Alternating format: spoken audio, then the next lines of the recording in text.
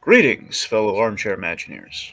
Blue Dragon 5 here, hosting a very special installment of Disney Debates, Walt Disney World Edition, in celebration of Walt Disney World turning 50. Commemorating the milestone with these terrific topics: Best WDW attraction, Worst restaurant in, you guessed it, WDW, and Greatest Imagineer of all time.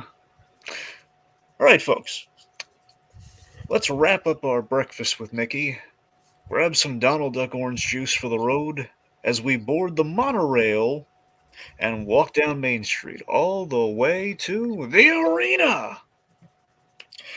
In this corner, a deadpan debater who's put the sass in assassin, a rapacious wit, rivaled only by Emperor Cusco. Someone who's down to clown its jokers. I think that's the most flattering intro I've ever had. That was amazing. You better believe it. I think that's. I can go home now. I think I just won. Hey guys, it's me, Joker's Wild here. Yeah. That's In it, the folks. opposing, That's it, folks. Show's over. in the opposing corner, a paragon of all things Imagineering. He's seen the forest for Pandora, and Pandora for it's a small world after all. He's going, PerGron. Greetings. My name's PerGron. You can call me PerGron, and I'm very excited to be here. Woo. I also prepared all of my debates in battle rap format, so Really? So did I. Joining me on our Disney dais of judges, Jacob Weil and Tiki. Mustard. What? It's mustard. It's an Alice in Wonderland reference. Right. Yeah, the Hello. ride that they don't have at WDW. Indeed. Hello. And I will maintain that their Mad Tea Party is very inferior and also like ridiculously close to the Tomorrowland Speedway. Yeah, but if they had it the same way as they do at Disneyland, it'd flood. Yeah, wackos. but Okay, they could can we- still put the lanterns. The We're already lanterns- debating, guys. The We're already- lanterns are what makes the Disneyland one. Anyways, how you doing, guys? Yeah, I'm Mustard. here. All right, Yeah. Extra So, Dragon. proud of it. let's run down the rules. Okay, a little refresher on the rules for those joining us. It has been a while after all. Okay, so we got 3 main rounds. Okay, you're going to reveal what you picked. You're going to give an opening statement. And then it's a fantasia of a fight to the finish. R2, our trusty judge on the side as well, when he makes that sound, when he speaks up with such great fervor, it'll be time for us to deliberate and cast our votes. We're going to cast our votes for who we thought earned the point, and that person who earned the point, you guessed it, will get the point. At the end of 3 rounds, I will present our optional feature of the game, this time themed to the Castle Coin. Castle Coin, of course, again, purely optional. Both of you will be allotted this opportunity. If you choose to flip it, lands heads, good news, you get a point. How nice. Lands tails, bad news. Not so lucky, you risk losing a point. No bueno. And hidden in one of our merry rounds, the Royo $50. It's very good. Yep, it's nice. All right. You know, it's kind of nicely polished and everything is kind of kept in kind of a founder square of some I like variety. how Kind it's of not like a pun. It's just like, all right, it is what it is. Yeah. Just- yeah. Yeah. It wasn't Appreciate kind it. of like frozen amber, but we've hidden it somewhere amidst our kind of our I fictional think stage. so- Tamatoa would appreciate it because it's shiny. hey jokers, if you get it, can I have it after the game? I need bus fare. Yeah, I got you. Yeah. Also, I just want to say I really like that all these pictures are just so positive about coins. I love- I could say it's a thumbs up all around. Two-Face would approve this coin usage. This is what I imagine crypto bros look like, tossing their money out. Oh god. Let's spread the wealth. Yes. Okay, so I will warn you, gentlemen. There is a penalty because it went over like gangbusters last debate. We're going to test the waters again with the dreaded penalty. There is a hidden penalty in our round, but honestly, in the whole game. So when someone says the secret word, it could be anything. Okay, it could be a word, it could be a name, it could be a location, could be anything. Jacob, our dear judge on the panel here, he is on the lookout for it, and who said it first? Yep. Right. As said, he will inform us at the end of the round that feel what the punishment is, and it is different from the last game's punishments. Oh, Let me go get a Okay. dictionary. Let's get this out of the way real quick. It's magic, isn't it? Could be. If it's Disney, I want. It's Disney. It could be. I'm not joking. It could be. Good. So we'll see. So it's only going to happen once, and whoever says it first will incur said penalty. So we'll see. Maybe I don't know. We'll see what happens. We'll see if it even gets used in this game. But Smart Money says it probably will be. So we'll see. The word Alright. is Tony Baxter. Anyway. It's one of our. You joke.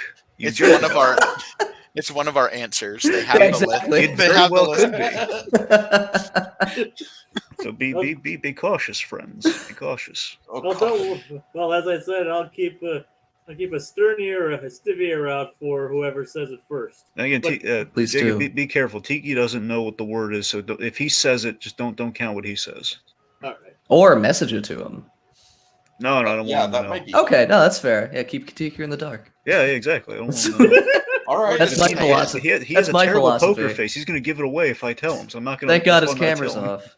This is, and, Sorry. and just like the coin, it will not be revealed until the round is over.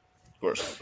Then, of I course, after all that, we enter the speed round, which is unpredictable. We have some audience submitted questions beforehand. We also will be taking live questions. So if anyone wants to submit any questions for the speed round, you can send them in now or when we get to the speed round, and we will use them. And good news, you get to call the round. You get to decide who sold you with the better argument, who deserves the point. And again, reminder, first to 5 wins. The first to 5 points wins the game. The whole kit and caboodle gets the bragging rights. Oh, and the penalty can also be in the speed round too. It's not just limited to the first 3 rounds. Yep, throughout the whole game, whoever incurs it first. It actually ended up in the speed round last game. Yeah. All right. Do you understand the rules as I have explained them to you both here this fine evening? As well as I can. Yes. All right. Cue the randomizer.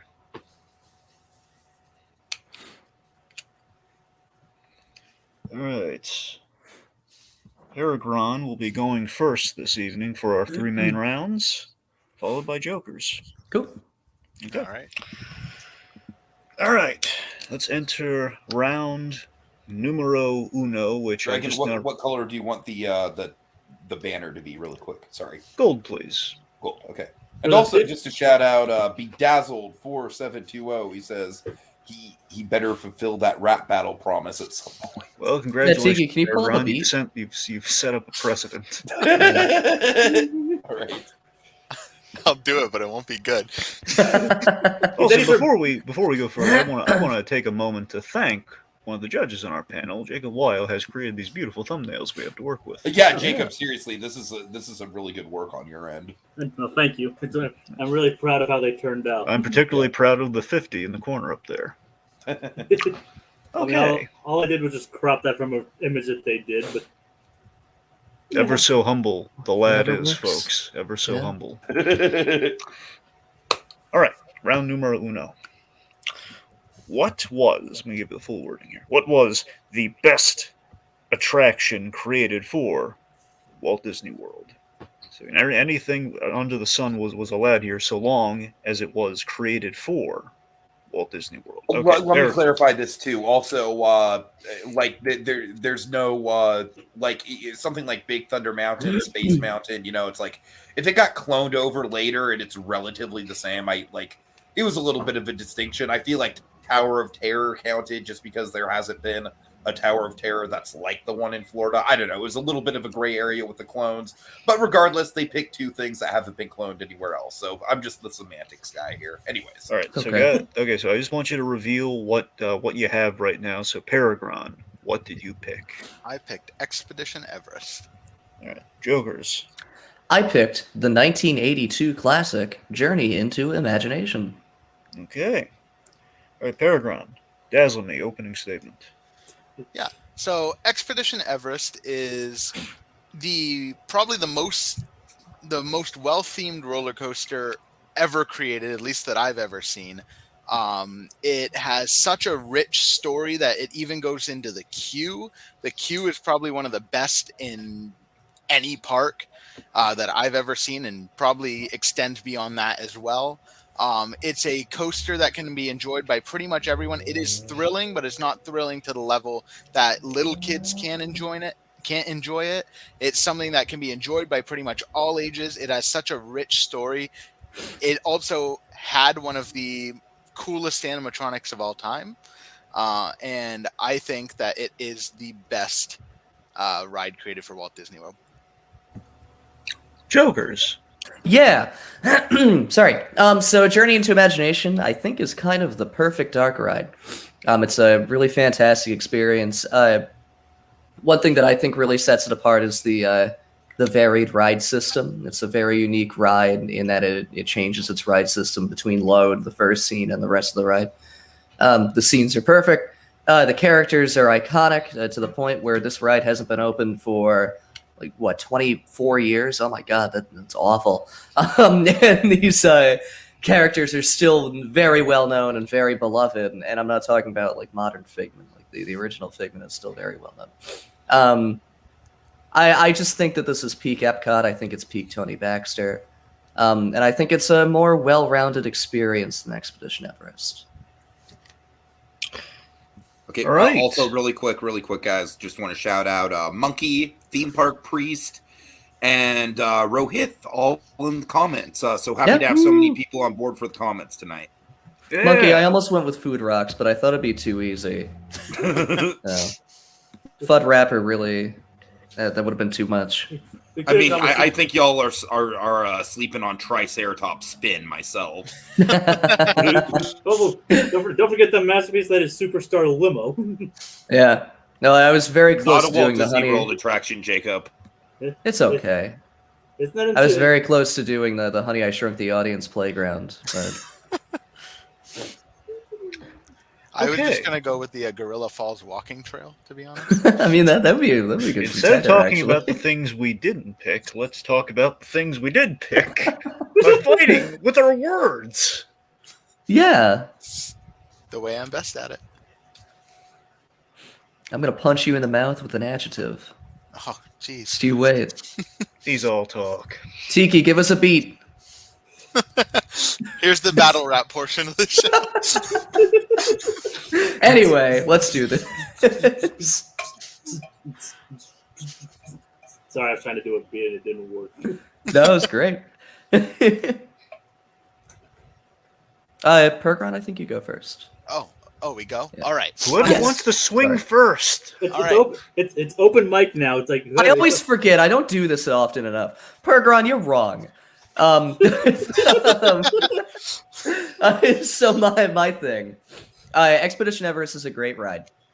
However, its main feature doesn't work, and I think that's a big old design flaw.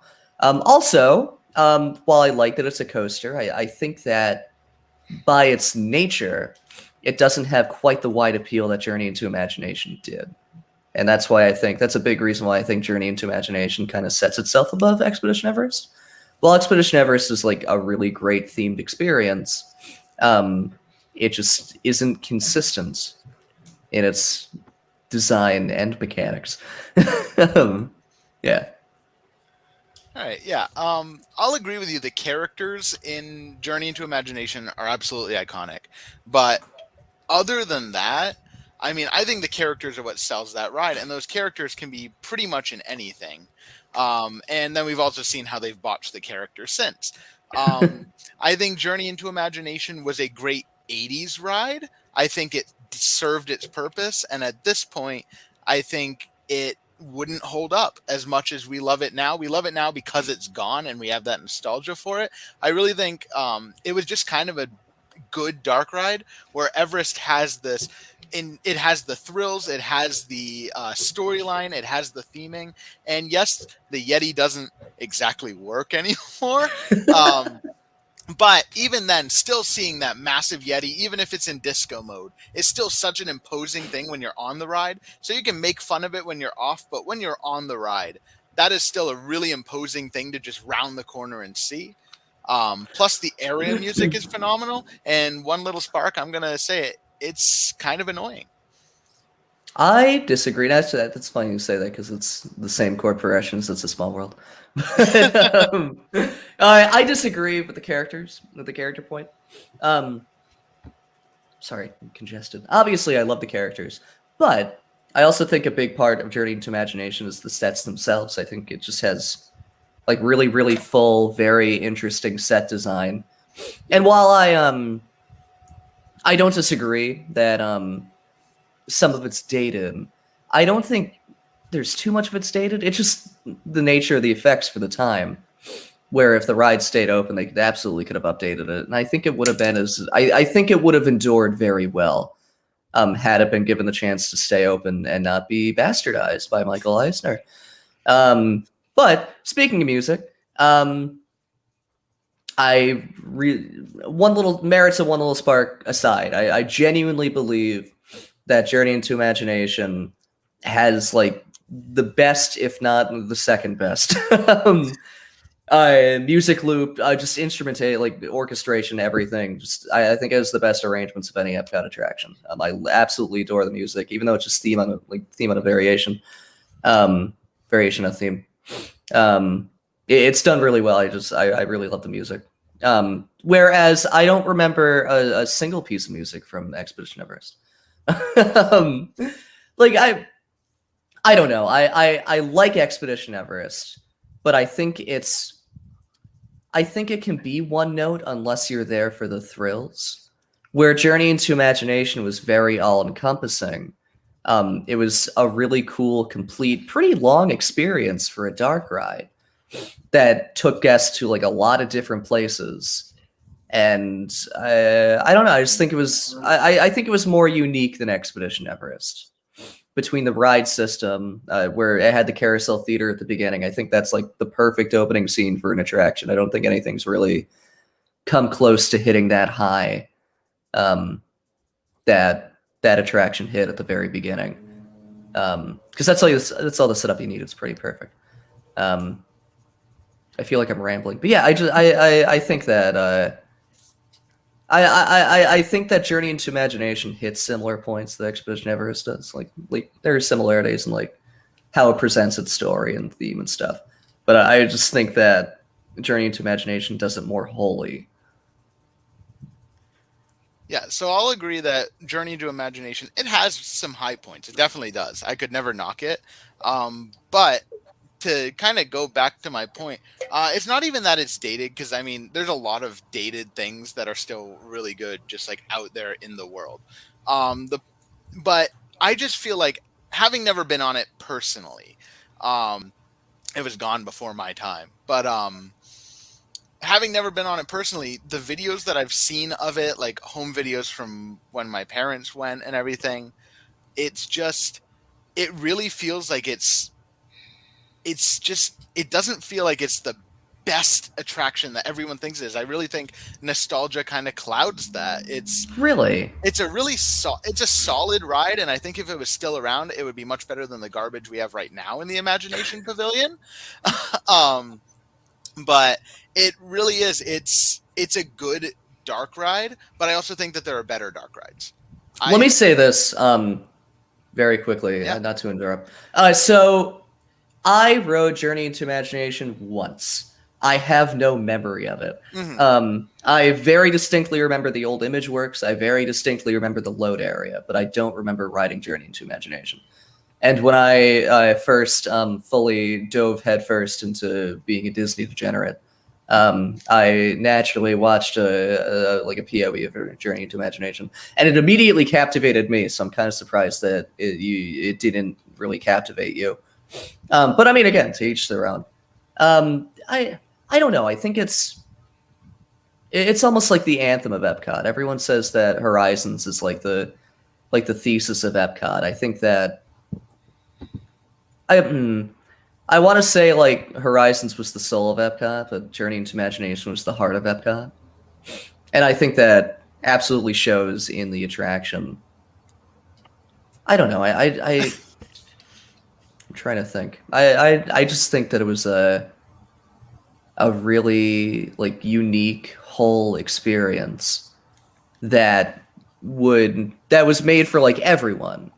Where I feel like Expedition Everest isn't quite made for everyone. While it has good storytelling, I don't think it has quite the rewritability that Journey into Imagination has, unless you're going onto it specifically for the thrills. But at that point, that's just any other roller coaster. So to that point, I really think Everest is a step above most roller coasters. I'm not a thrill junkie by any stretch of the imagination. I should have gone with Living with the Land because that's actually my favorite ride. That's a great ride.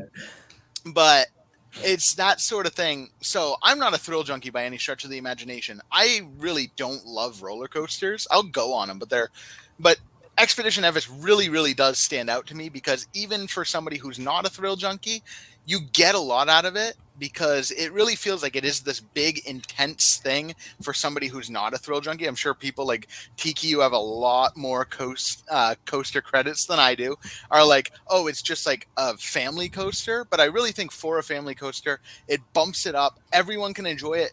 As a kid, I remember going on this and being like, that is the biggest coaster ever. Even as an adult, you can go on and just be like, that was a really awesome coaster. But also because it's attraction and not ride specifically, I really want to bring up the merits of that queue. That queue is part of the ride almost as much as I'd say like the Haunted Mansion stretching room is part of that experience. It's so well themed. It's so tightly packed together. It's so every little piece of it tells this grander story. So you're building up from the moment you step into that queue, you are building up to this experience to meet this Yeti, this fictional creature that you're going to see. And even though, yes, I will agree it doesn't work and I wanted them to fix it, and that was on them for not realizing that was an issue in the beginning. But I still think even with the Disco Yeti there, I think it holds its own because the story builds you up to that moment, that anticipation gets you so ready to see it, where I just don't think that, and you don't need that grandiose scale in every attraction, but I think for Figment, for Journey into Imagination, you don't really build up to anything. You don't really, yes, the opening like spinning table is a neat mechanic, but I really feel like the story isn't there. I feel like it's just a dark ride and you can go on it or you can pass on it. But I think Expedition Everest is something that everybody has to go on. And Journey into Imagination is more nostalgic for us Disney fans. Even if we've only been on it once or never been on it, we all love it because of the story and the love that the community has for it. But I really don't think it compares to the storytelling, the thematic elements, and the rideability that is Expedition Everest. So again, as is the nature of debate, I disagree. So if you're talking about the merits of Expedition Everest as a ride, I think it's kind of lackluster. It doesn't really have that much going for it. It's a fun ride. Like the most it has is that backwards element, but even that was kind of whatever. If you're talking about the merits of the story, even the story I think is a little flimsy. Like I love the setup. I really adore the queue, but for the story as the story, it's just kind of like a half-written premise to give you an excuse to see the Yeti, where we just climb aboard like abandoned tea trains. Journey into Imagination has all the setup it needs, and it does it really well and very perfectly. And I do think it builds up in a way. It doesn't quite build up the way Expedition Everest does because it's not a scary, thrilling ride. But it definitely has that build up because you start out meeting Dreamfinder, then you go to the Dreamport, then it kind of meanders like deeper and deeper into the concepts of imagination and all these facets of art and science. before it ends with a big climax of Figment discovering his own potential through imagination. And I think that's a really good that's a really good analog for Guest, and I think that's a really good through line through the attraction. We're Expedition okay. Okay. All right. Time to deliberate. I'm going to cast the first vote for PerGron.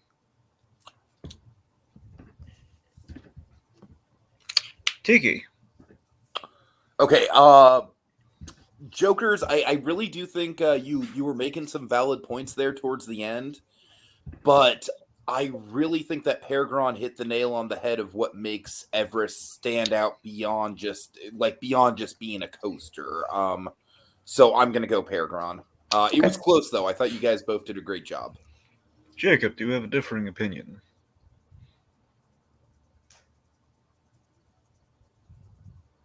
Cool. Big That's J. my friend. Jacob. Hello? Jacob, you there, buddy? All right. So sorry, I forgot I was muted. Okay. Oh, you Do good. you have a differing opinion or unanimous? I said no, not really. Okay. Okay, Cool. I mean, It's unanimous. the thing is, I said not really. Then you guys kind of sound like you responded to me. No, we hear you. All right, but Joker's like a lot of Joker's points were mainly based on the nostalgia for the ride, other than like. I disagree, but okay. Of course you do. I don't think they're based in nostalgia at all. I very specifically mentioned that. I said a lot of the point was based on nostalgia, not every single one. Oh no, I know that, but I still highly disagree.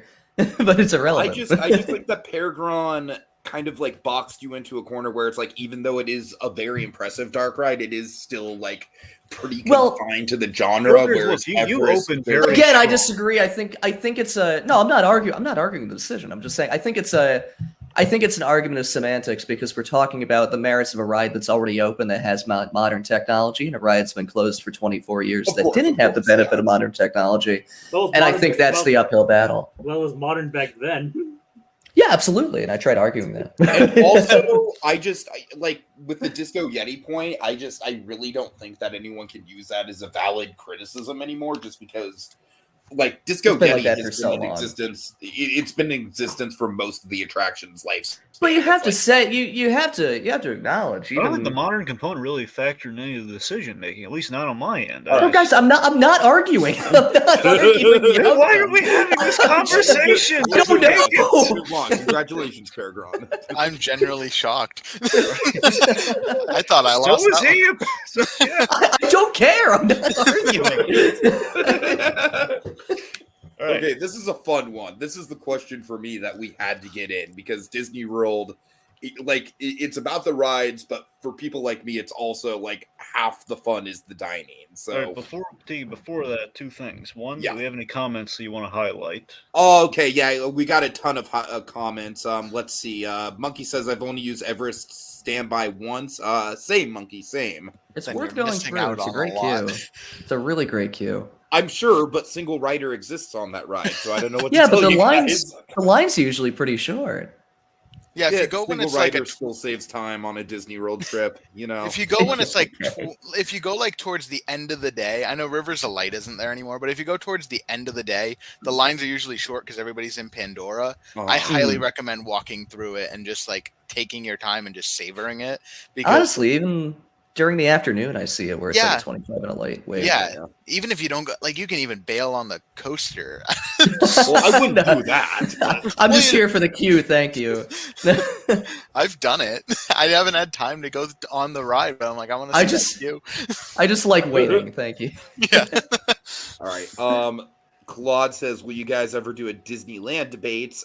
Yeah, very possibly. We'll just have to wait for the right time for it because obviously we're doing Disney When World. the time is right, you'll know what to do. Maybe in 4 more years. 4 years. Also, Stand by. Claude, When we're all dead. Claude's complimenting Jacob's image choice. And one last shout out. One adjective that's made for punching. I'm gonna give your whole Your whole promotion. I don't like the munching part. No, that's not good at all. This is a family show, monkey. Anyway, okay, let me check for the coin. I'm going to check in the most logical of places. Let me check my pocket. And just some lint. Sorry, guys. No go. No dice. All right. Round 2. Wait. And I will reveal if the magic word was said or not. Well, almighty 8-ball, was it? Well, and let me look in. No, it wasn't. All right. Okay, brings All us right, to so round just two. stick to those same words and we're good. Yeah, the Thank God I've been writing every word as I've said it. Yeah, And the then exact. PerGron gave me a genius idea. I'm going to change what the word is every round. Oh, God. No, I'm not that sadistic, at least not yet. So, The word round is two. the. Maybe we Give can do me a it. joke about that. Maybe we can do it next time, Dragon. I know it's a good idea.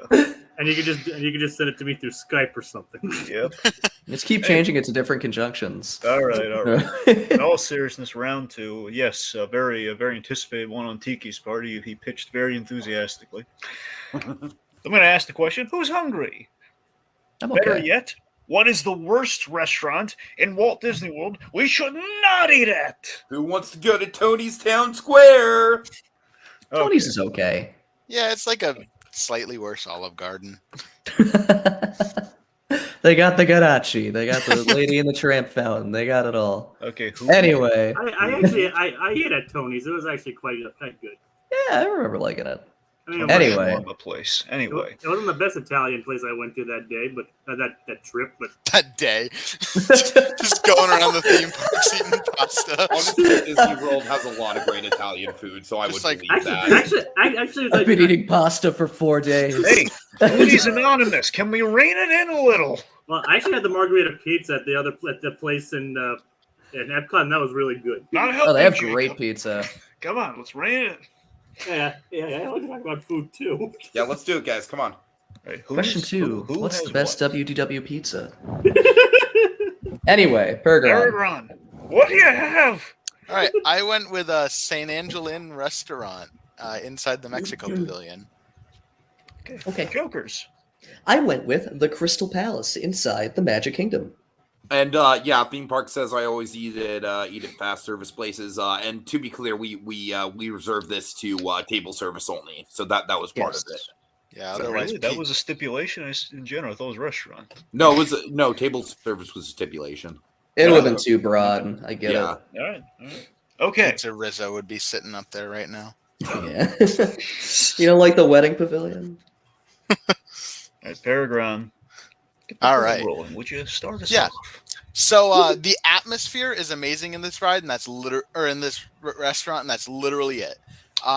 This is in the Mexico Pavilion. That is supposed to be representing the culture of Mexico and kind of the whole of Latin America, because they haven't done anything else in that area yet. And they literally, it's just bad Tex-Mex. You go into this restaurant and you're like, oh my God, we're sitting here. It's nighttime. The boats are going by. This is going to be the greatest thing ever. And then you get just like the worst chimichanga you've ever had. And I don't know how you ruin Mexican food, but St. Angel Inn has managed to absolutely ruin it.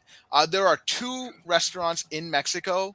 The one on the Hacienda on the lakefront should be this restaurant. It's the perfect spot, and I think the placement of this restaurant is what makes it even worse. So it's not just bad Mexican food, it's bad Mexican food in the best location possible.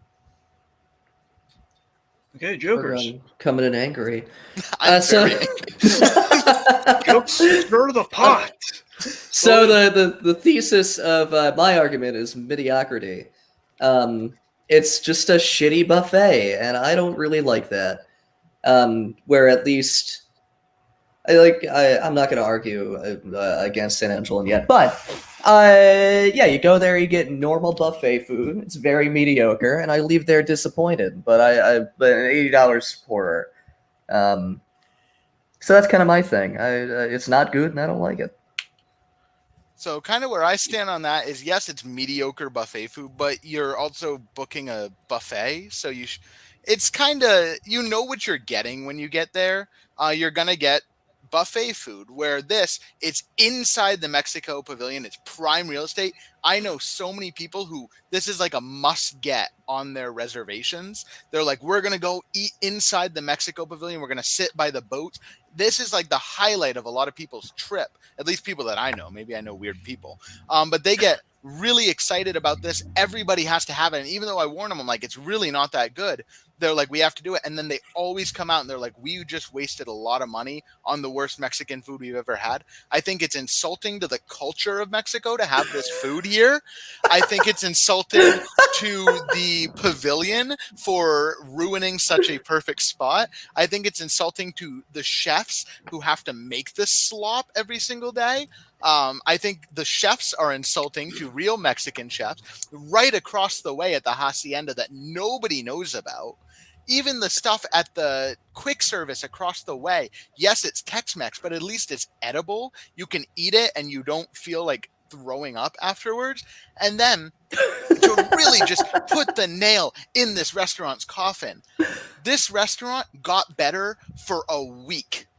It was getting great reviews for 1 week. And people were like, we're going to book it. And then it got bad again. And then started getting really, really bad restaurants again. There is so much amazing food in the World Showcase, and especially in the Mexico Pavilion. La Cava is amazing. They have great margaritas. Their queso and their guacamole, phenomenal. The stuff at the quick service, good Mexican food. Their nachos are really good. The margarita stand outside has a really good margarita and some really good empanadas, and the hacienda has really good food. But this is taking up prime real estate in the best location, and they are offering up not just mediocre food, actively bad food. So yes, you're going to a buffet. You should know what you're going to get at a buffet. This is great. So the Crystal Palace is an insult to both Winnie the Pooh and Old Country Buffet.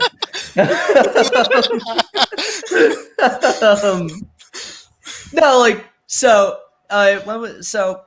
San Angelin, I went there in 2020, and I had zero expectations, and I had a surprisingly good meal. Like a really, really good meal. I think I got tacos. They came out like a fajita plate, and it was like on an off day. Yeah, I know you got that's your problem. You keep going on all the bad days. You have to go the other 6 days out of the week where they're good. They gave me a ton of food to the point where like I had leftovers, which never happens at Disney. They did have traditional Mexican dishes as well. Like they said, I got like tacos, and they're kind of like traditional-ish tacos. My dad got mole, which is a pretty traditional Mexican dish. I had a good time. But aside from that, yes, you know, you're going into a buffet when you go into a buffet, but you would also expect the buffet food to be good. The Crystal Palace is not, you know, and even then, like the theming, the decor is just awful. At least best case and worst case scenario. If you have a bad meal at San Angelin, you're still sitting in a beautiful dining room where there's stuff to see. It's a very unique experience. When I go to Crystal Palace, the only real difference between that and any other buffet, like anywhere, are Winnie the Pooh topiaries. And that I don't appreciate that, you know? I just think it's wildly mediocre. I don't think it has anything going for it, where at least San Angelin you can catch on a good day, and I have caught it on a good day, and the food is good when you catch it on a good day.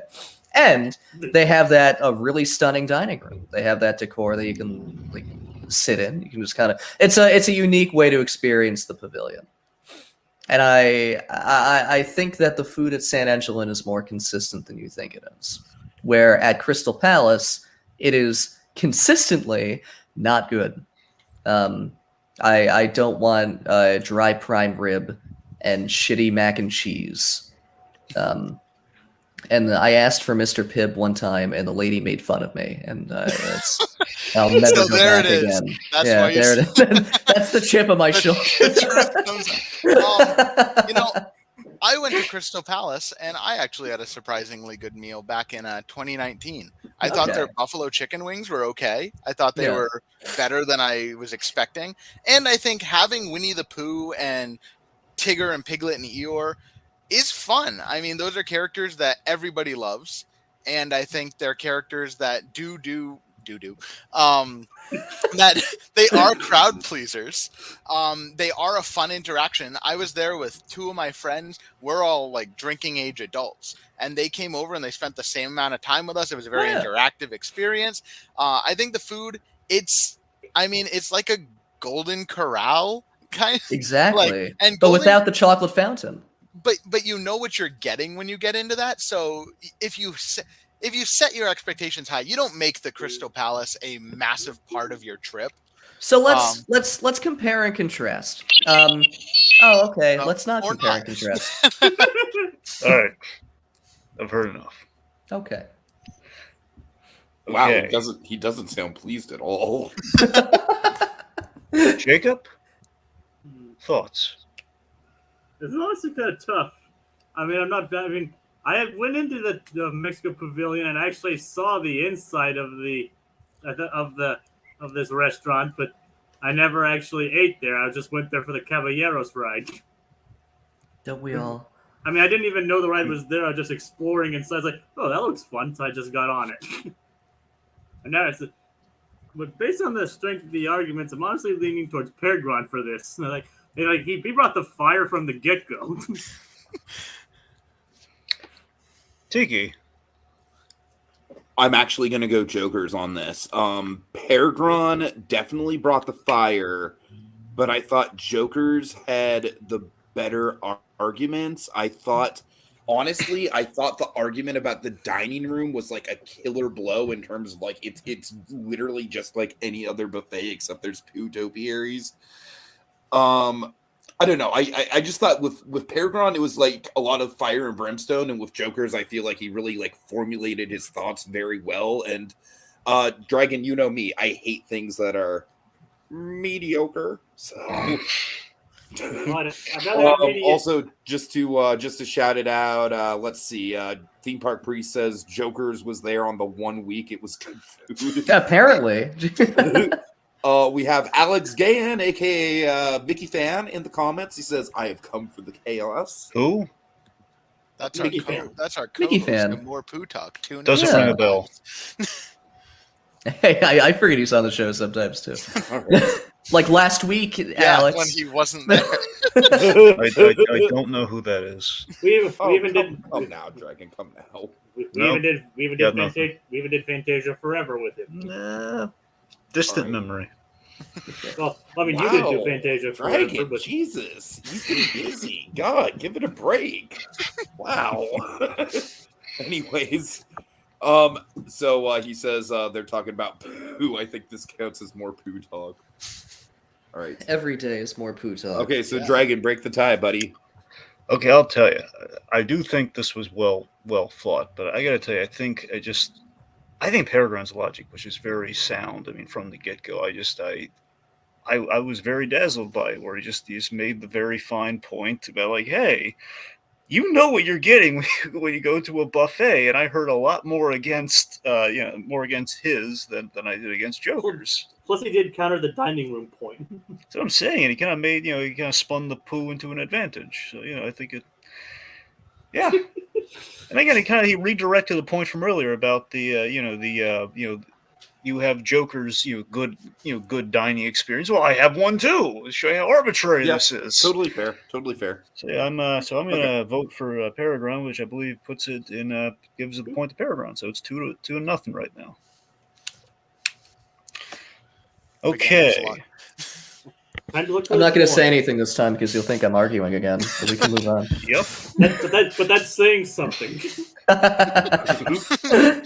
right. Yeah, you should just not talk for this next round. Okay, I'm gonna get to the bottom of this coin situation. I'm gonna search the bottom of this tall glass of blue milk. One moment. Just putting your fist down. And nada. Just Beskar. It's Beskar, but it's not the Royo $50, I'm afraid. So It's unfiltered. yes. If you want a little more iron in your milk. Yep. Those milk vendors really have to get their shit together. Yep. That's the irony, but they're wrong. Just putting Okay. rare materials in your milk. Yeah.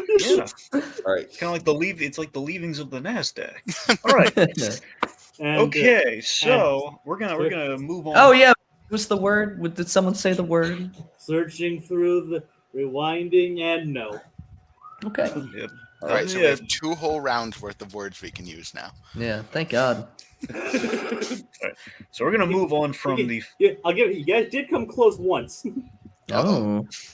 Yes, very close actually. Yes, we circled it, but you didn't say it. Ooh, that's very interesting. Okay. You did get really close. We're not going to say in which round or how or what it was. All right. So we're gonna move on from the round of first world problems. Even better rounds. Round number 3. Who is the greatest Imagineer of all time? From world problems to world builders. Yes. All right, PerGron. What do you have? It's me. It's Joe Rohde. It's a Joe Rohde. That's who Give I me picked. back my roadie. All right, Jokers, what do you got? I have Anthony Baxter. Okay. I know that's his name, but the way you just said that, I was like, wait, what are you talking about? Anthony Edward Baxter. Yeah. Is his middle name Not actually? remotely. No, it's not his actually- middle name. I'm just throwing it out there. It could be. I'm actually going to look up his Well, middle name. please do. Antonio Baxteroni. Tony Baxter. Tony Wayne Baxter. Knew Okay. it. Was We not were remotely close. correct. No, We were I knew it close. wasn't remotely correct, so I was right. Well, there's Okay. an E in both of them, so Yes. I don't think his name's even Anthony. I think it's just straight up Tony. All right. wouldn't it be funny Semantics, if Wayne guys, was let's the go. word? All right. T versus J. All right. PerGron. What do you got? All right. So Joe Rohde has been working in Imagineering for a really long time. He was starting, I don't remember what it was called, but that video that started before Figment opened.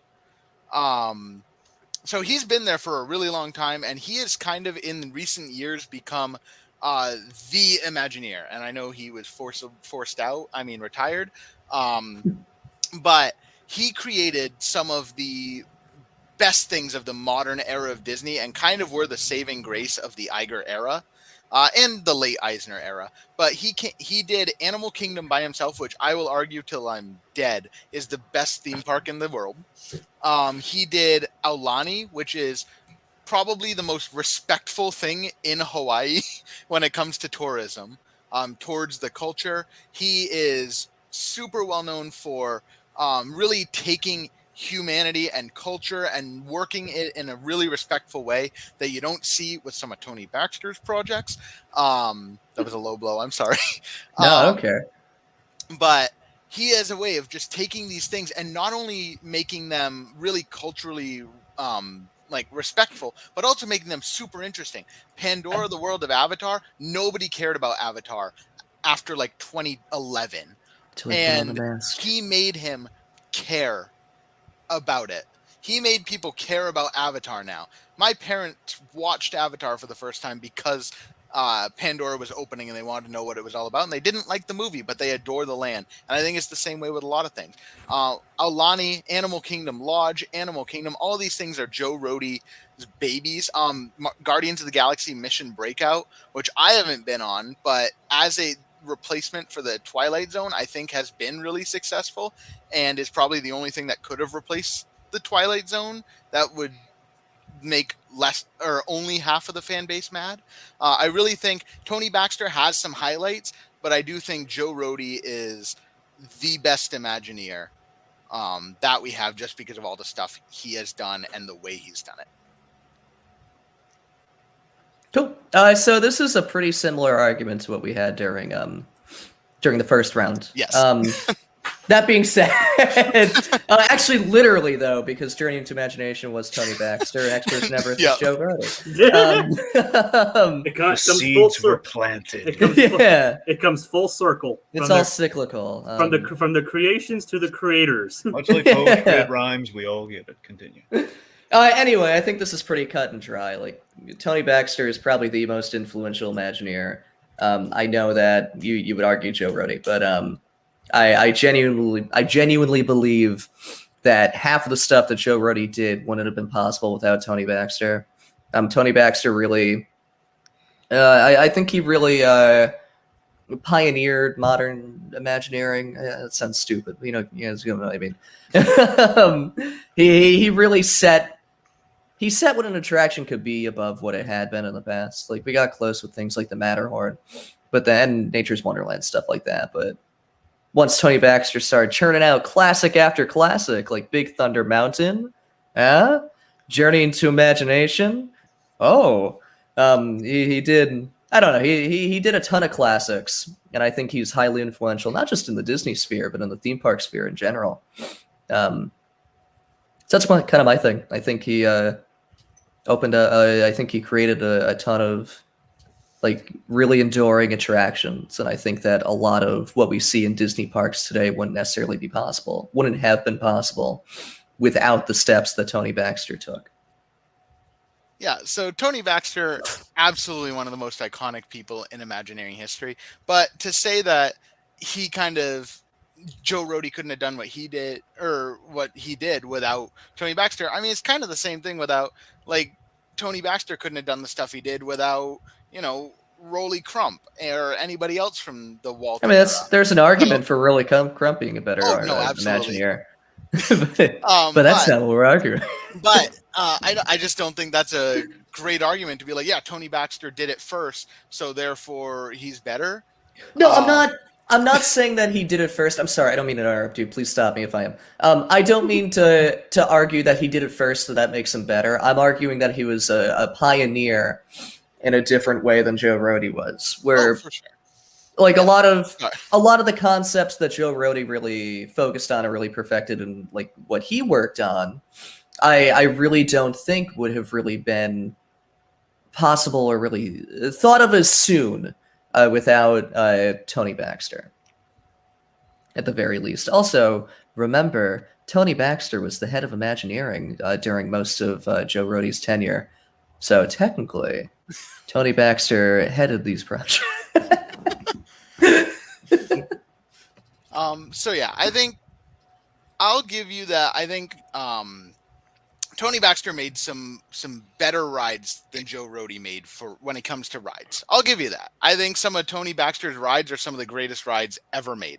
But a ride does not make an Imagineer exclusively. There are so many things that Imagineers do other than just rides, and I feel like Tony Baxter, he really, really nailed those rides, but he didn't really touch much of the other stuff that like Joe Rohde has. Joe Rohde has done rides, but he's also done lands and parks and hotels, and he's touched so much stuff. His hand reaches more.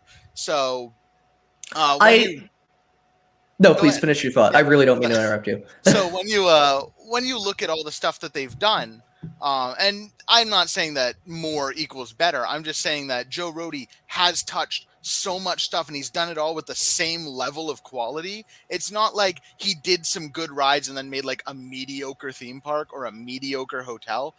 He made some amazing rides, some amazing lands, some amazing parks, some amazing hotels, and they're all with the same caliber of quality, where you just don't see that as much from Tony Baxter. So yes, he nailed the rides. I get what you're saying. Again, it's just a difference in modern sensibilities. That being said, I think that Tony Baxter's rides have, even though they're not full lands, even though they're not quite all-encompassing as some of Joe Rohde's projects were, I think that Tony Baxter's attractions are far more enduring than Joe Rohde's are. A lot of Joe Rohde's attractions and lands, whatever, haven't necessarily stood the test of time yet, where a lot of these Tony Baxter rides are what the Disney parks are known for. They're rides that put the Disney parks on the map.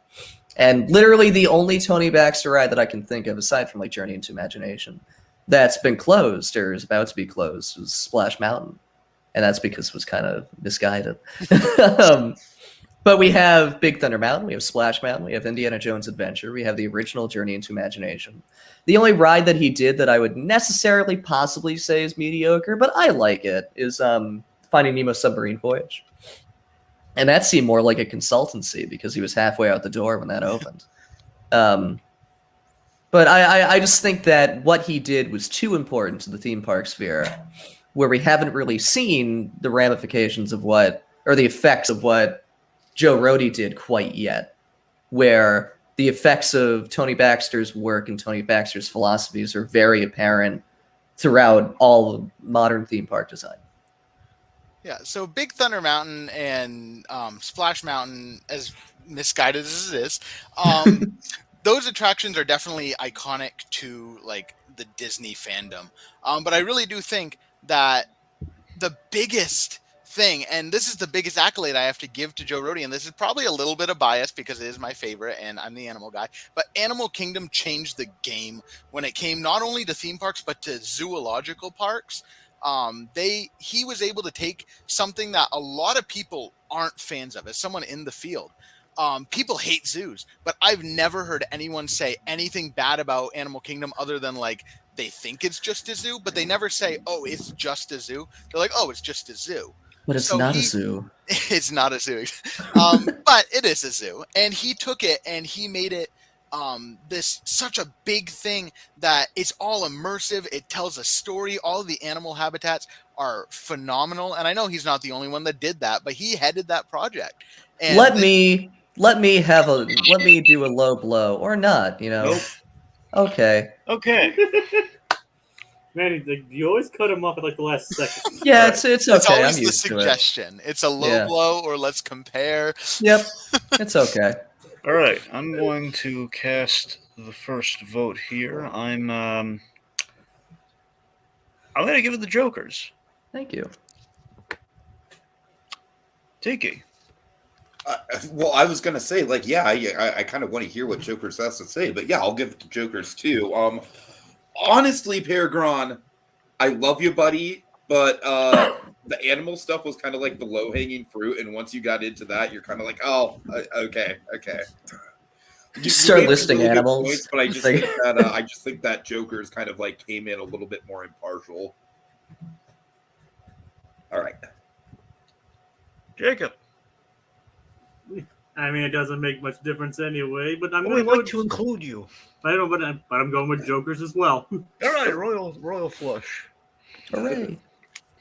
The second you chose Tony Baxter, I'm like, I lost that round. Yeah, I know. You tried saying Tony Baxter when Tiki had his choosing. Yeah, you beat me by like I know. a split second. I'm like, all right, well, I'm gonna try my best, but I'm just gonna. You can still absolutely argue Joe Rohde. Oh yeah, and no, PerGron, I honestly think you did do a really good job. Oh, absolutely. Distinguishing, like, to be honest with you, I was kind of surprised that Dragon picked Jokers just because I really did think you did a very solid job distinguishing, attractions from like the individual accomplishments, and I think you did a really good job distinguishing Rohde's individual accomplishments, but. No, I agree. On the other hand, Big Thunder Mountain, Big Thunder Mountain. I'd argue Animal Kingdom's better than Big Thunder Mountain, but that might be my But as I was gonna say before I got cut off, there was a low blow. Big Thunder Mountain didn't fail initially. Ooh. It didn't need 5 years to get off the ground. All right. I mean, I would argue Animal Kingdom needed roughly 16 years to get off. Yeah, that's fair. I'd argue it needed 0, but I'm also. I thought it was perfect in its beginnings. Yeah. All right, Tiki, hit us with some comments. Comments. Okay, so let's see. Elizabeth May says, disappointed neither of you picked Mary Blair. I wanted to mention that. I love her to death. She's honestly, like, just to shout her out, she is my all-time favorite artist, like, just from a visual level. I absolutely. You're not in the hot seat, they are. But she's just that. But she's just that. She's more of an artist than she's a proper Imagineer. Exactly. Yeah. And then Alex says, no one has seen PerGron and Joe Rohde in the same room together. I'm just saying. AJS. Yeah. Conspiracy. Okay. All right. Okay, so in the 3 rounds, let's go to the coin that we know we're getting, the castle coin, which is offered to both of you. Wow. Right. One side's a 5, the other side's a 0. Jokers.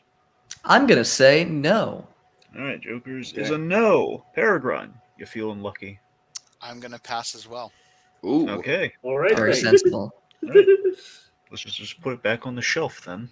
You guys are the Price is Right players who don't spin after they get 55. Correct. Yeah.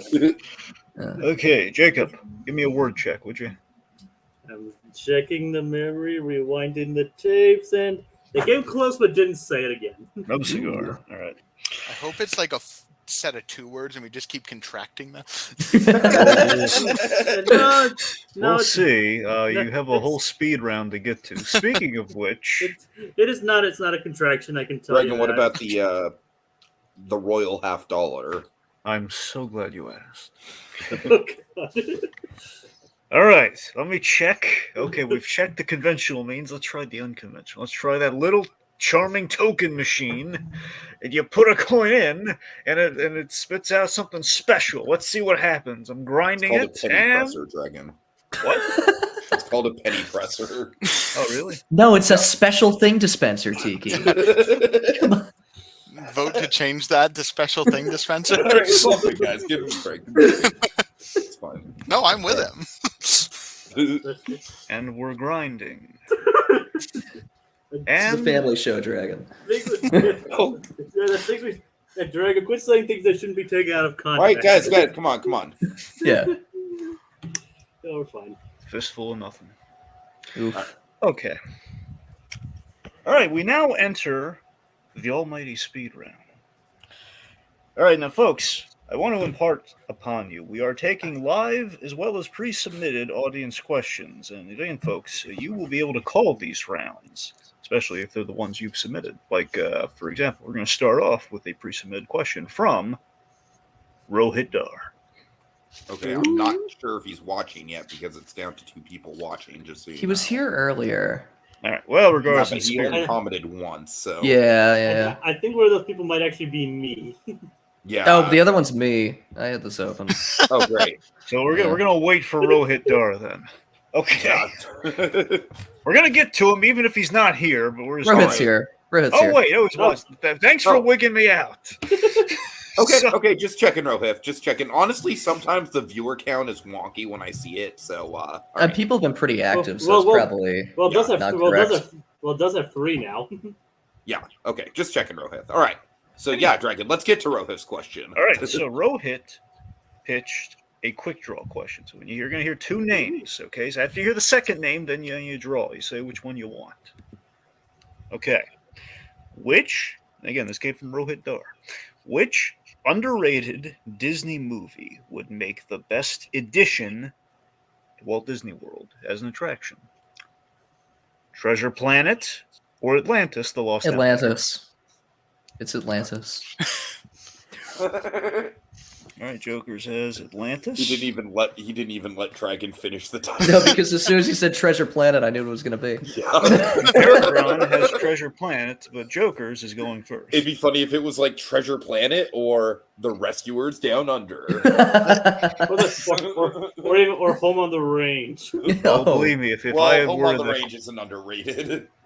Yes, it is. Yeah, absolutely. Yes, Anything it with is. Roseanne I- Barr I- is I highly don't know. underrated. I think it's just rated enough. It's rated. It's rated. I It's like rated it, about but 6 I feet totally under. acknowledge its flaws. Anyways, It's got Steve Buscemi.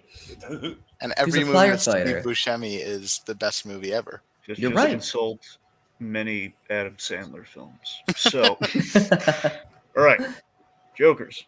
Yes. Every How much time do I second. get for the start again? Right, 30? of course. 30 30 seconds followed by Thank you. 15-second rebuttal. 30, 15. Perfect. Thank you.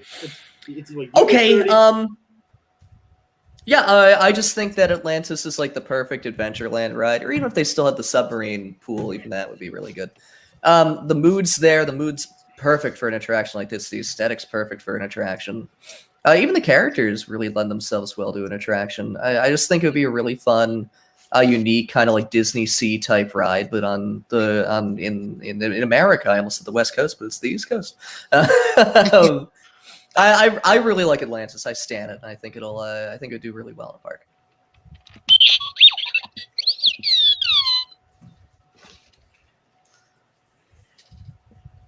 All right. So, Treasure Planet.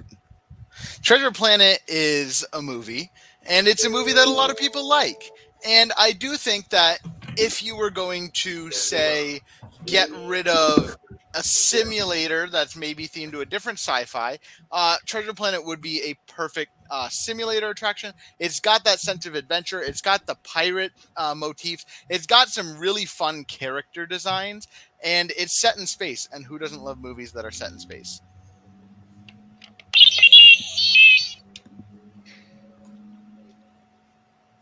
Sorry, if you hear a voice, they're doing an announcement in my house, so it's just going to take a second. Japan is very intrusive. So to rebut, I think Treasure Planet, by its nature, it's kind of, I don't know, it doesn't really quite have an aesthetic that's kind of forgettable. But also, I think it's a little too narrative, where I don't think the world would lend itself that well to an attraction. Fucking A, it's still going. What's Like it in my saying, Jokers? Translate. I don't know. I have headphones on. I can't hear it well enough. I'm in my bedroom with the door closed, hoping that's massive. There's a door-to-door murderer, but don't pay attention. Yeah, there's a murderer in my town. Ew. Okay. Yeah, so Atlantis, I think that one's actually too story-driven. I think the aesthetic is cool enough, but we've seen so much of that steampunk aesthetic that it's got in the parks anyway. I think at least if you set it in space, that would be better. I don't think Atlantis would make a great ride. Okay, I do have a Rohit. rebuttal to that, but I can't do it. Rohit, you're gonna call this round, buddy. All right, so we're gonna give you a minute. Hopefully, you're still with us. And you're gonna tell us who sold you more on this argument. I'll remind the folks while we're waiting. Again, if you have any live questions you'd like to pitch at us now for the speed round, we will be very inclined to use them. I'm just saying. If you couldn't tell, I've never seen either of these movies. Really? You know. Yeah, I watched Treasure Planet back in June. I watched both of them back I in have June. not watched Treasure Planet in a long time, man. It's so I- forgettable. I might have seen it as a little. I might have seen them as a little kid. I'm pretty but- sure I only saw it one time in theaters. Atlantis, on the other hand, in my opinion, really holds up. I really love Atlantis. The only Yeah. good thing about Treasure Planet is the relationship between Jim Hawkins and Long John Silver. Silver is easily the best part of that movie, for sure. Absolutely. And of course, PerGron's point: Treasure Planet is a movie. I think that's a really strong starting off point. Yeah. We're here to spit facts, not Starting with opinions. facts. You really got to establish yourself as someone credible. So know what they're talking about, you know? Yes. Right, Dragon, what about the $50? Okay, we got the vote. Okay. And his vote goes to Jokers. Hooray. All And now right. it's tied. Jokers gets the point. You're right. It is tied, and let's check for that tricky little coin. And you know what? I'm going to do something crazy. Okay. Oh, God. I'm going to check my pockets again. I'm going to check not the same pocket, but the other pocket. And what do you know? It was the other pocket the whole Oh time. my God. We found it. The Royo $50. You're silly. I'm not gonna flip the coin. Okay. Well, there Well, we there go. we go. Dragon, are we going to need the coin anymore? I don't need. Wait. Actually, keep it handy. Okay. Uh-oh. It's a secret coin. It's in his other pocket. His third pocket. He's wearing cargo shorts. Hey, don't diss cargo. Hey, don't diss cargo shirts. I would never diss cargo shorts. I wear cargo shorts daily. They're Like, comfortable. that's my wardrobe. I love cargo shorts, but they All make right, a y'all. funny joke. Cargo shorts and nothing else. Tiki, Yeah. start the timer. Dragon, Yeah. what's the next question? It's time for the wheel. Okay. Uh-oh. Pull up the wheel, Fox. I hope cargo. I The hope cargo wheel shorts are one of the options. of Fox. Not remotely close. The wheel of parks. I've been working for years to get Tiki to agree to that joke, and we're here finally. I really like how streamlined this wheel is. Usually, I have to It's- insert like 10 plus options. It's very aesthetically pleasing. Yes, as you Yeah. can tell, and I assume you're familiar with, there are 4 Disney parks. Are there? I was Really? I was aware of one. I thought there were 6. At one time, no, never at any time. So, okay. So we're going to assign these to you at random per spin. Let's see. So, Jokers, you won the previous rounds. I'm going to allow you the choice. Do you want to spin first? I'll go first. That's fine. You're going to go first. Yeah. We're going to assign you a park, and then after we assign you both parks, I'm going to tell you the questions. Question. I want an Animal Kingdom. my heart was racing so hard. So now we're going to take it off the old wheel there, and then we're going to spin again, see what old PerGron's getting. Let's see, where oh where will stop, Destiny's aflutter, and we're just sitting here. Getting Oh my weight. god. Yep. No. Oh yeah, you got it. You did it. Hell yeah. That's the Joe Rohde magic. The question What is, why the is this worst park animal- the worst what is park? the worst Disney World park? You know, know, I could still make a case for it. well, you know, I was going to go with this one question, but Tiki is now floated out an even better. No, I'm kidding. I'm not gonna do that. But I will be as dramatic, though. So, which Disney park do you visit one last time before it closes forever, as in 24 hours? Oh, man. Last Disney park. I Okay. want you to tell me why, and also give me at least one attraction that must be done in this 24 Oh hour man, span. I like this question. Oh boy. Okay, remember, one attraction, and again, 24 hours, and then it's gone. Why is Like- it important? Why do you like- go? Like permanently? Yeah, Permanently hold on, gone, is off the face of the maps. The Thanos whole- snap, but no happy ending. No Hulk There snap was a it happy back. ending. It's gone. You understand me? It's gone. I remember So- when Thanos killed half the world, so they just sang They Dabu didn't come Doris. back. Held hands around the Christmas tree. Bono did a benefits concert. No one showed up. Every time I snap my fingers, an African child dies. All right. Oh god. So hold on, Thousands of Ethiopian flies. so the park is leaving forever. Or the ride we pick is The whole park. the whole Hidden park. caboodle. It's wiped off. Though it's just land. But we have to Nothing talk about one ride. But land after 24 hours. Gone. It's sinking back into the swamp. Yes. Like a whimsical Legion of Doom. Ominous manifest. Yeah. All right. Anyway, okay.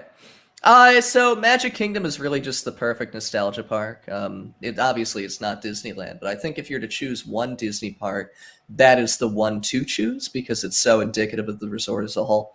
As for one attraction, I would go with the Haunted Mansion. I think that Magic Kingdom's version is the superior version of the Haunted Mansion.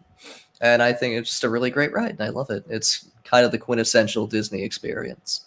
And I think it would be a fantastic ride to end out my Disney days with. One. We did it. All right. So Animal Kingdom is the best park, but it's also, if this is shutting down and it's gone forever, do you really want to be in a place that's full of happiness and cheer? No, you want to be in a place where you can connect to your inner self, and there's no better place than the serenity that is provided by Disney's Animal Kingdom. It's calming. It's got this somber atmosphere. If you want it to, you can really get inside your own head there, and you can really feel what it's going to mean to lose this, and it's going to make you feel happy, but also sad, less cheerful.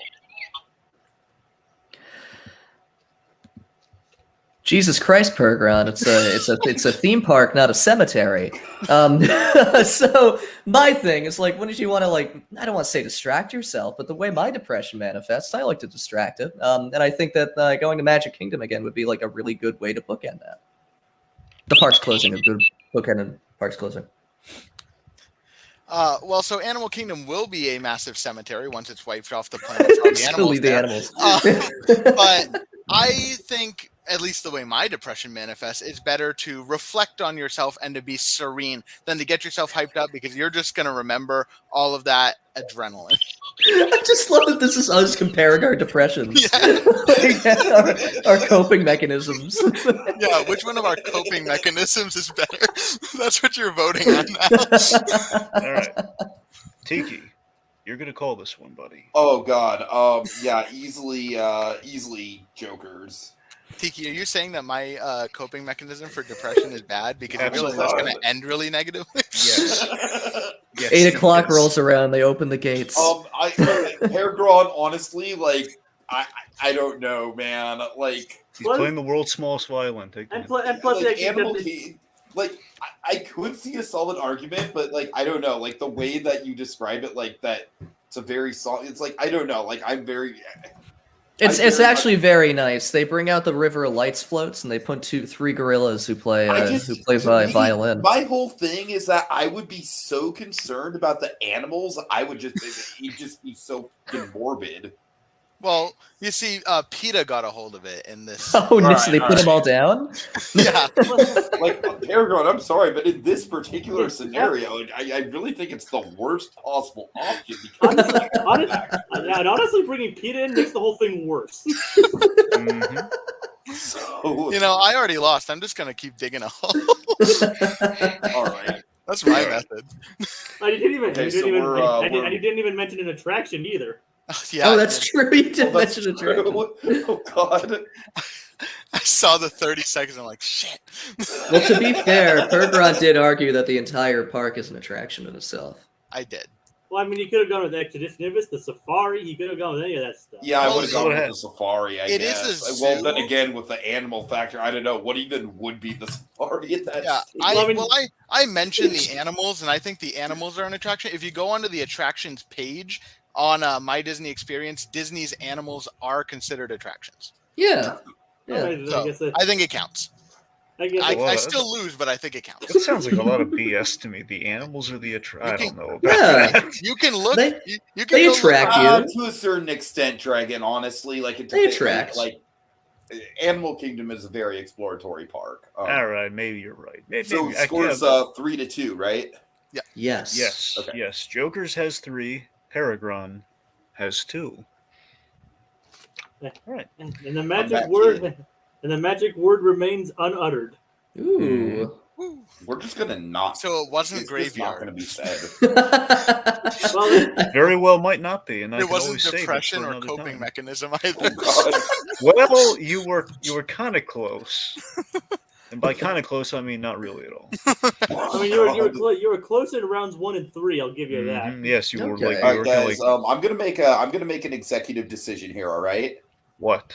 All this talk about depression, I no. think it's time to bring in some Muppets. Well, you know, Tiki, I was literally about to do the Muppet question. All right, no. you just Those are Okay, my. well, I'm those are sorry. my- I just saw the segue with the depression, so Those What are would my happen? demons. If the Muppets really took Walt Disney World by force. That's my sleep paralysis nightmare. I wake up and I just see the Muppets in the corner. You know what? I mean, All of this. And to be fair, I mean, that's better than a lot of other people's sleep paralysis. It's just Kermit the Frog with his shoulders slightly hunched. No, it's the character. It's the full body character of Sweetums from Muppet my Vision God. 3D, and he comes out yelling "Bunny" in my face. It's like screaming at full blast. Guys, come on, And- come on, come on. Yeah, I know. The question. All right. That's Well, the- you've called down my wrath now, so I'm going to change the Muppet question. It's still Aw. Muppets, but now it's different. Oh, God. Okay. Okay, which Muppet should run Disney? What? What? Which Muppet? Like the company or the parks? The whole kit and caboodle. The whole company.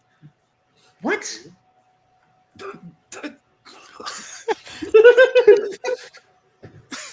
I got my answer. Oh yeah, I think we have to say our answers. Right? Whoever speaks first goes first. Yeah. PerGron, I know what you're gonna say. You can say it. You have no idea what I'm gonna say. Okay, I'm gonna say Crazy Harry. Oh, God. I'm going New Zealand, the fish boomerang. It's gonna be Marvin Suggs and his Muppaphones. Oh, All right, so Joker's is Crazy Harry, and PerGron Yeah. has New Zealand. Yeah. We just picked the two winners. Yeah. Exactly. Who's going first? Me? You, yes. Okay. So I mean, what better way to create capital than to level the parks? That's kind of where I'm at. I mean, with less, with fewer buildings, there's fewer bills, and with fewer bills, there's more profit. So what I suggest is Crazy Harry is that he set explosives all throughout all the parks worldwide, and he explode them, preferably without people around. But I think it'd be a very shrewd business decision that no one else is brave enough to do. All right. So when you go to Seattle, Washington, the most important thing is the fish market where they throw fish over your heads. And you get to just sit in awe as this halibut soars through the sky over your face, dripping fish juice on you. And I think that's something that all of the Disney parks are really missing.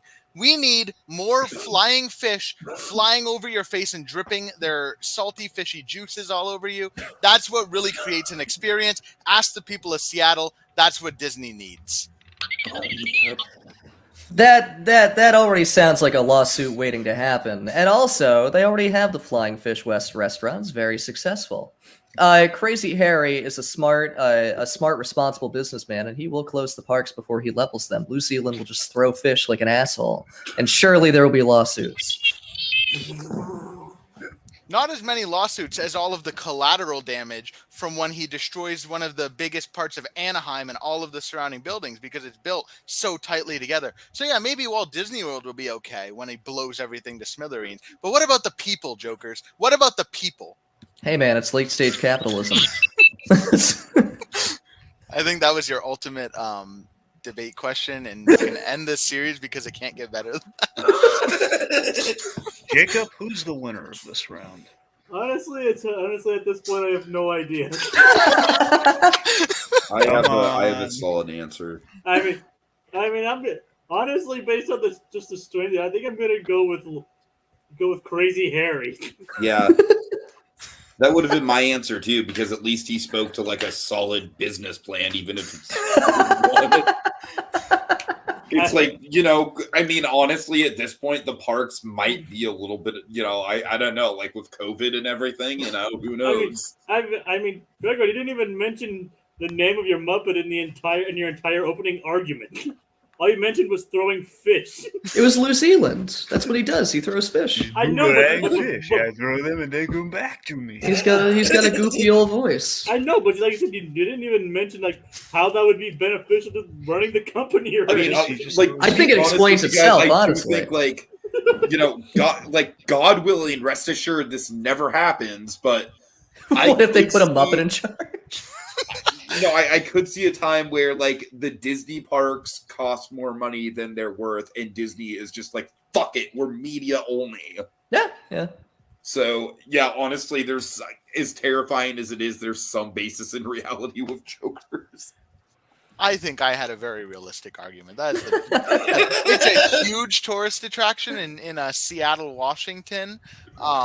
Fish fly. Bringing it worldwide. Flying. Yeah, just New Zealand taking it world tour. All of the World Showcase pavilions, they're throwing fish across the lagoon. But they're fish for the native country. Right. This is all sounding rather fishy and suspect. That's almost a Cindy answer. All right, so 4-2. Yeah. Yes. Okay. All right. I'm gonna hit you with. What? And no, the word was not mentioned at all. Okay. I'm having a feeling it's not going to be sit now. Yeah. All right. So it wasn't fish juice. No, sadly it wasn't. Nor was it Seattle. No. Could have been, but it wasn't. Nothing to do with fish. Or Frasier. You really missed out there. All right. Okay. Here's a doozy. Provided by Jacob Weil. Wow. Ooh. Which attraction did Walt Disney World do better than Disneyland? Haunted Mansion. Fuck. No, no, you no, I'm PerGron. afraid that's not. Oh, man, PerGron. I could on the hear the map, sir. palatable terror. No, in PerGron, voice you can do there. Haunted Mansion. Please do Haunted Mansion. Nope. No, you got it. That's God damn it. I've never been to Disneyland. That was honestly one of the most exasperated F-bombs I've ever heard on this Yeah, podcast. sorry for dropping that. You get one. It's still PG-13. No, it's all good. It's all good. I can't stop this one from dropping it, so I guess there's no harm at this point. Did anybody once heard a movie that had 2 and it was still PG-13? Yeah. Oh, so we get one. Yeah. Yeah. The What do Red they movie has like what is- 3. You can cheat and do Splash Mountain. Or I'm sorry, I meant Space Mountain. I misspoke. Or we could just do a different question. That too. I know we could. It wouldn't be Jacob's question. We can do a different question. No. You But he guys asked. suggested it, so It's already been on. I'll you know what? Twilight Zone Tower of Terror. Does that count? Yeah. Okay. Cool. If you're comparing it directly to the DCA Twilight Zone Tower of Terror in Yeah. that incarnation. Yep. Okay. I think that's totally fine. All right. Whenever you're ready, Jokers. Okay. So Haunted Mansions has Oh wait, Jost. hold on, Jokers. Sorry. Let me start the timer. My bad. Okay. Like good? Yeah. So Haunted Mansion is Josts. They got them all. No, I like the Disney World version better. I think it has better scenes. I think it has slightly better effects. Partially through that update that they did. The queue is a little bit more interesting, if not a little intrusive. I just think it's a more complete experience. It's kind of like what Disneyland's Pirates is to Disney World's Pirates, but opposite for obvious reasons. I just think it's a little bit. It's more fully realized, I would say.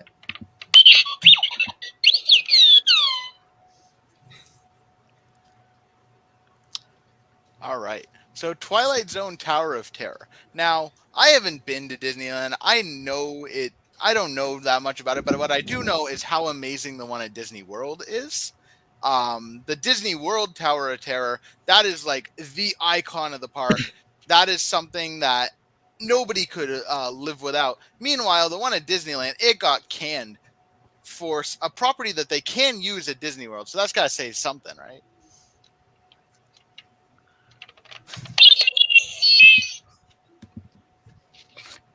A Twilight Zone Tower of Terror almost closed in Disney World too. That would never happen with Haunted Mansion.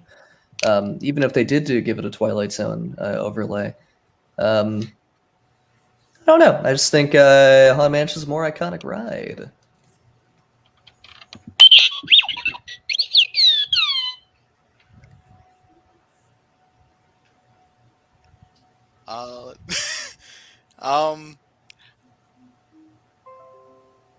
Yeah, Haunted Mansion in Disneyland, even though it might not be the most well-received thing, they mix it up a little bit. They had The Nightmare Before Christmas for a while. That's a property everybody loves. So that adds a little bit to it. It makes it a unique experience so you can go and visit it multiple times. Disney World, it never changes. Okay. Jacob, this was your question, buddy, so you get to pick the winner. Honestly, I think I'm leaning towards Jokers here. Damn. All right. Well, that means Jokers wins. I did it. Honestly, All that was by a pretty himself. dominant performance, Jokers. You lost. I the didn't first want it two to be. I did not want it to be. You lost the first 2 questions, and then you just dominated the rest of the time. What can I say? I'm a great debatist. What was the bad word? Chapek. Oh, really? Nice. Well, the magic word, not the bad word. Yeah. Well, you know. The What bad would word you happen? can't say. Do you want to know? Yeah. I Yeah. do. All right. Okay. Here's what would have happened. Had someone said Chapek, which I'm shocked did not come up during the Muppet It almost leadership did, you're question. right. That's what I'm saying. The Muppet. Yeah. I mean, it almost did earlier, but I'm saying I retrofitted that Muppet question. I almost said Chapek at the end of the Crazy Harry one. Yeah. You guys, and the funny thing is, in the first and third rounds, you mentioned both Eisner and Iger. Yeah. You were getting close. I like That's to how pretend, inconsequential Chapek is. yeah, I like to pretend he doesn't exist. So Yeah. Yeah. Well, I mean, he just started, so it's like I'm not gonna get into that. Don't remind Crazy. me of that, Jacob. That's what I'm That saying. I crazy can't stop fun this one man. from whining about Chapek. I thought it would have spread to the community, but apparently, Trust me, I'm not yet. gonna be one of those people that bitches about him. Right.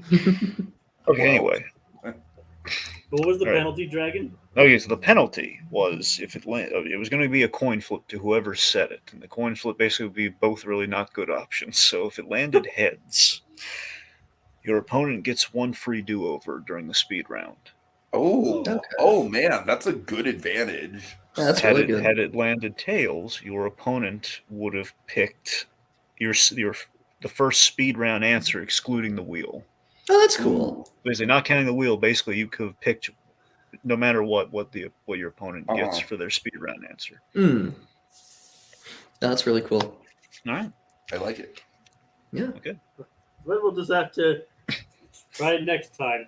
Yep, and now we might make it even more prevalent. Yes. Make it like we should try to make it a word that like has a better chance of appearing. Yeah. All right. Okay. So we've reached the end, and most importantly, before we get out of here, just in case the sentiment was lost in our main round questions, happy 50th, Yeah. Disney World. I mean, seriously, I got nothing but fond memories for Disney pretty World. crazy to think about Disney World turning 50, just because like this happened. Oh my god, it happened almost fucking 20 years ago, but it feels like just yesterday that Disneyland turned 50. I'm old. I'm like the crypt keeper. Okay. I remember the 25th. Take it easy, anniversary. Jamie Lee Curtis. Take it easy. Every day I'm just slowly transforming into that character. Yep. Happy golden anniversary, Disney World. Yeah. Yeah, All seriously. right, and just to nothing but shout love. out all the WDW. commenters. Here's to one more. Yep. One more until Dirty Harry takes over.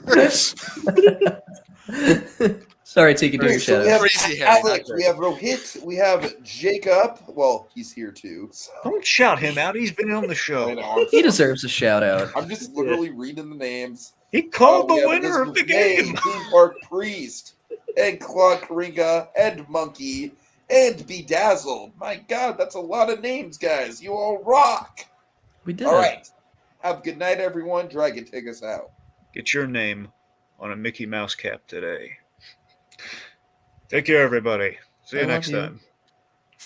WDW rocks. JPEG.